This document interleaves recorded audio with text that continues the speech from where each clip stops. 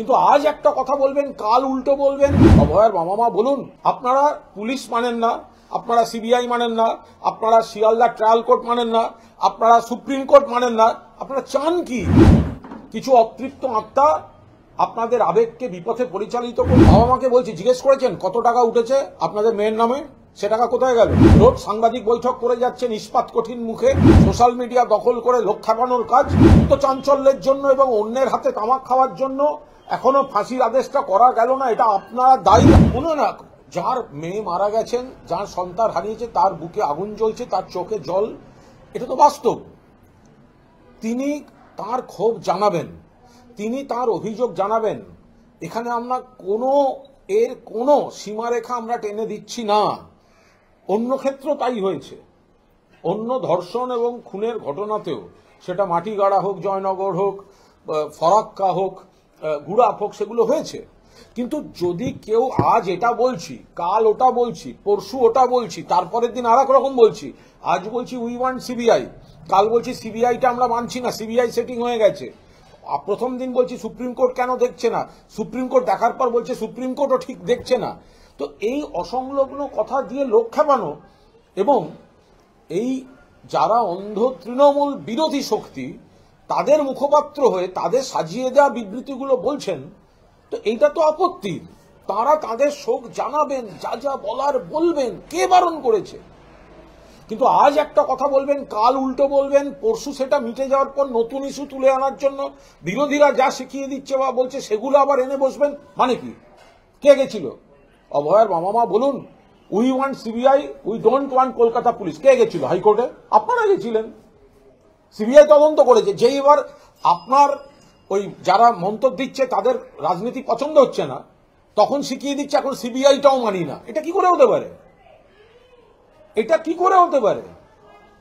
আপনারা পুলিশ মানেন না, আপনারা সিবিআই মানেন না, আপনারা শিয়ালদা ট্রায়াল কোর্ট মানেন না, আপনারা সুপ্রিম কোর্ট মানেন না, আপনারা চান কি? কিছু অতৃপ্ত আত্মা আপনাদের আবেগকে বিপথে পরিচালিত করছে এবং আপনারা সেই ফাঁদে পা দিচ্ছেন। একবার জিজ্ঞেস করেছেন, বাবা মাকে বলছি, জিজ্ঞেস করেছেন কত টাকা উঠেছে আপনাদের মেয়ের নামে? সে টাকা কোথায় গেল? প্রশ্ন জাগছে না? অভয়ার বাবা মা রোজ সাংবাদিক বৈঠক করে যাচ্ছেন ইস্পাত কঠিন মুখে, মৃত্যুর দিন থেকে রোজ দুজনে সাংবাদিক বৈঠক করে যাচ্ছেন, রোজ প্রশ্ন তুলছেন। এই প্রশ্নটা আসছে না কেন যে ক্রাউড ফান্ডিং এর তোলা টাকা ইভেন্ট ম্যানেজমেন্ট কোম্পানিকে দিল কেন? স্বতঃস্ফূর্ত গণ আন্দোলন। ইভেন্ট ম্যানেজমেন্ট কোম্পানিকে দিয়ে সোশ্যাল মিডিয়া দখল করে লোক খাপানোর কাজ। কত কত কত ভিডিও তৈরি হয়েছে, কতখানি ভিডিও তৈরি হয়েছে। ওই ইভেন্ট ম্যানেজার যারা, তারা তাদের যে কর্ণধার, তিনি তো পরিষ্কার হিসাব দিয়ে বলে দিচ্ছেন, তিনি তো একেবারে হিসাব দিয়ে বলে দিচ্ছেন যে কতটা ভিডিও তৈরি হয়েছে।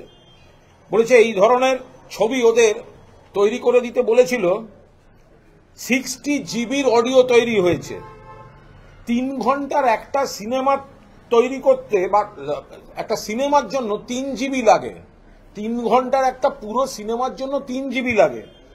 সেখানে 60 জিবির এইসব অডিও ভিডিও তৈরি করিয়েছে এই জুনিয়র ডাক্তাররা টাকা দিয়ে। এটা স্বতঃস্ফূর্ত আন্দোলন। এখন সেটা অভয়ার মামা বাবা দেখতে পাচ্ছেন না? লোকে ব্যবহৃত, আপনারা এদের হাতে ব্যবহৃত হচ্ছেন কেন? আপনাদের চোখের সামনে অন্য 4টে কেসে রাজ্য পুলিশ দোষীদের ফাঁসির সাজা বের করে আনলো। আপনাদের এই চিত্ত চাঞ্চল্যের জন্য এবং অন্যের হাতে তামাক খাওয়ার জন্য এখনো ফাঁসির আদেশটা করা গেল না। এটা আপনারা দায়ী, আপনাদের জন্য, আপনাদের ব্যর্থতা এবং আপনারা অন্যের ফাঁদে পা দিয়ে বারবার যে একটা ধারাবাহিকতা নষ্ট করে বিবৃতি দিচ্ছেন, তাদের জন্যই কিন্তু আজকে সঞ্জয় রায়ের ফাঁসির সাজাটা আটকে গেল, যার জন্য রাজ্য সরকারকে আবার যেতে হচ্ছে।